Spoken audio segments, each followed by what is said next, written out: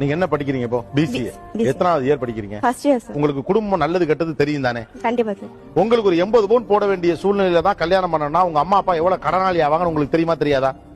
எவ்வளவு கடனாளி ஆவாங்க? அந்த கடனை கட்ட அவங்க எவ்வளவு ஒர்க் பண்ண வேண்டியிருக்கும், அல்லது எவ்வளவு சிரமப்பட வேண்டியிருக்கும்? பொம்பளை புள்ள பிறந்திருக்குன்னு அவங்களுக்கு நல்லா தெரியும். இத்தனை வருஷமா சேர்த்து வச்சிருப்பாங்கல்ல, அது சேர்த்து வச்சிருந்தா எங்கேயோ போயிருமே. 50 சவரம் என்ன சார் எங்கேயோ போயிருக்குமே.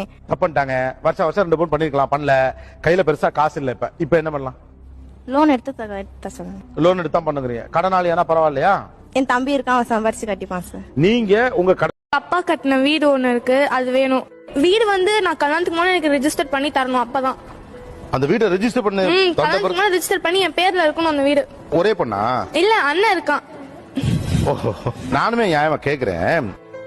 அவருக்கு 2 பேரும் இருக்கட்டும் சார். அதுக்கப்புறம் அவங்க இருப்பாங்களோ இருக்க மாட்டாங்களோ அது மாத்தணும். பத்திரிக்கை பத்திரம் அதெல்லாம் ரொம்ப இருக்கும் போதே குத்துட்டா அது எனக்கு இது இல்லாம போயிடும்ல. போகலே கையில எடுத்துட்டு போயிட்டா சேஃப். எனக்கு ஒரு செக்யூர்டா இருக்கும். நான் என் மாமியார் வீட்டுக்கு போனாலும் எனக்கு ஒரு வீடு இருக்கு அப்படி சொல்லி நான் ஒரு ப்ரைடா வச்சு